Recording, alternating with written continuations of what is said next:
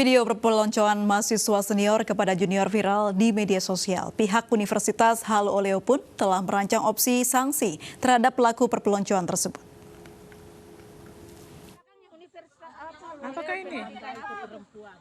Inilah aksi perpeloncoan yang dilakukan mahasiswa senior kepada mahasiswa junior Universitas Halu Oleo di Pantai Nambo, Kota Kendari. Video ini viral di media sosial dan menuai beragam komentar. Sementara itu pihak kampus menyatakan tidak bertanggung jawab dan tidak akan memberikan pendampingan hukum jika kasus ini masuk ke ranah pidana. Sanksi kepada mahasiswa yang melakukan perpeloncoan masih akan dikoordinasikan pihak kampus berdasarkan aturan universitas. Staf ahli hukum Universitas Halu Oleo, Laode Sarjon, mengatakan sanksi tersebut nantinya akan diberikan sesuai dengan hasil temuan pelanggaran yang dilakukan oleh para mahasiswa. Di sana ada opsi teguran tertulis, ada opsi skorsing, ada opsi drop out. Tapi saya kira prosedur apakah sanksi mana yang dipilih itu dilakukan secara berjenjang. Sebelumnya beredar video perpeloncoan mahasiswa Fakultas Keguruan Ilmu Pendidikan jurusan Pendidikan Ekonomi Universitas Halu Oleo saat melaksanakan latihan dasar kepemimpinan. Aksi ini pun mendapat sorotan publik setelah viral di media sosial. Dari Kendari, Sulawesi Tenggara, Mutarudin, iNews melaporkan. Pemirsa, penyelundupan ratusan telepon seluler ilegal melalui Bandara Internasional Juanda Surabaya digagalkan. Diduga ada keterlibatan oknum bandara lantaran bisa lolos hingga sampai di Bandara Juanda Surabaya.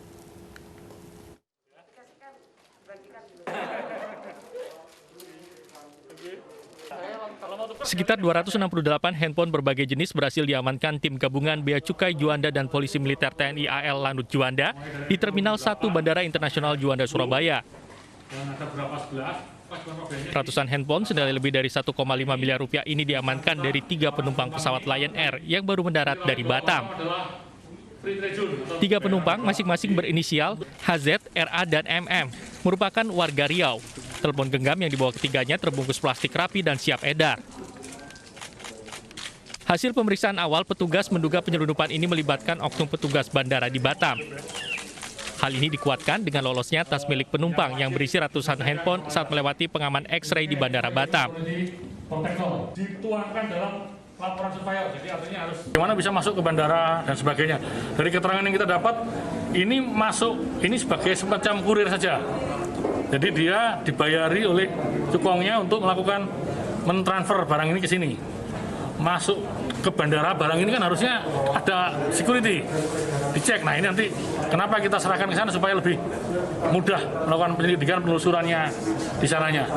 Karena indikasinya melibatkan oknum ini, gitu ya. Ilegal. Guna kepentingan pemeriksaan lebih lanjut, ratusan telepon seluler disita di kantor Bea Cukai Juanda. Sementara 3 penumpang dikirim kembali ke Batam untuk diperiksa. Dari Sidoarjo, Jawa Timur, Pramono Putra, iNews melaporkan. Gilang Aprilian Nugraha, terdakwa kasus fetis bungkus kain jarik di Surabaya, divonis 5,5 tahun penjara. Gilang terbukti bersalah melanggar pasal berlapis.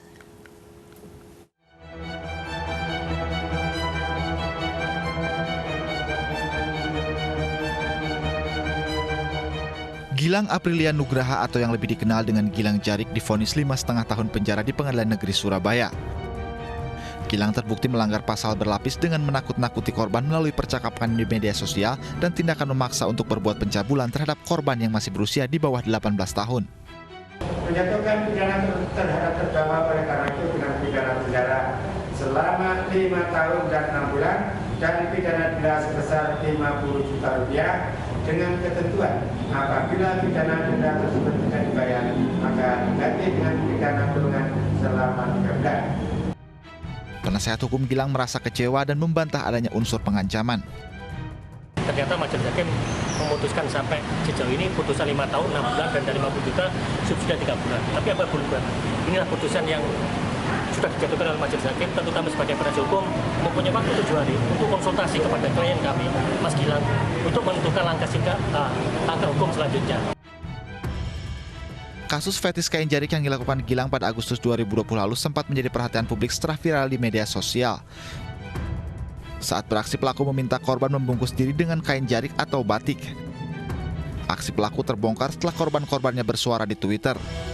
Dengan modus sebagai riset tugas kuliah, pelaku telah melampiaskan keinginan fetisnya pada 25 pria bahkan sejak tahun 2015. Tidak hanya menghadapi kasus hukum, Gilang juga harus menerima akibat dikeluarkan sebagai mahasiswa dari kampusnya.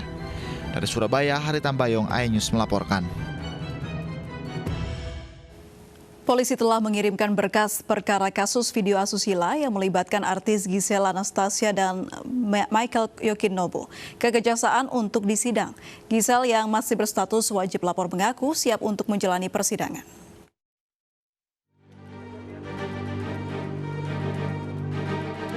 Tersangka kasus video asusila Giselle Anastasia kembali jalani wajib lapor ke Polda Metro Jaya, Jakarta. Giselle tidak ditahan karena dinilai kooperatif dan wajib melapor 2 kali sepekan. Masih sama Mbak, masih seperti kemarin. Datang tanda tangan kalau kita hadir gitu. Wajib lapor? Lapor aja. Kemarin katanya sempat tidak hadir juga ya, mungkin kenapa? Hari kita pokoknya setiap Senin Kamis ya. Nah, cuman memang kalau ada kayak keperluan banget, kayak pekerjaan yang kayak kemarin mesti syuting ke Anyer apa, kita juga kasih surat, kasih permohonan pemberitahuan gitu. Selalu sudah berkoordinasi kok gitu. Setelah mendatangi Polda Metro Jaya, Giselle langsung memenuhi panggilan Kejaksaan Negeri Jakarta Selatan bersama kuasa hukumnya. Polda Metro Jaya telah memperbaiki berkas perkara kasus dugaan video asusila dengan tersangka Giselle dan Michael Yokinobu. Berkas keduanya telah dikirim kembali ke Jaksa Penuntut Umum. Polisi menjerat keduanya dengan undang-undang tentang pornografi dengan ancaman 12 tahun penjara. Dari Jakarta, tim liputan iNews melaporkan. Satreskrim Polres Pelabuhan Belawan, Sumatera Utara mengungkap kasus prostitusi online yang melibatkan pelajar sekolah menengah pertama. Tersangka menjajakan korban melalui media sosial Facebook. Kedua tersangka kasus prostitusi online ditangkap Satreskrim Polres Pelabuhan Belawan, Sumatera Utara setelah bertransaksi menjual seorang pelajar SMP sebagai pekerja seks komersial. Kedua tersangka merupakan mucikari dan konsumennya. Dari tangan pelaku, polisi berhasil mengamankan sejumlah uang dan 2 unit telepon genggam. Menawarkan kepada mungkin para yang mencari. Ya, ditawarkanlah anak di bawah umur ini ya yang masih berumur 14 tahun dijual melalui pesan message ya, message handphone, dipesan, diantar. Penyidik Kejaksaan Agung menggeledah sejumlah tempat di Jakarta untuk menemukan barang bukti kasus korupsi Asabri. Kami kembali usai jeda berikut ini.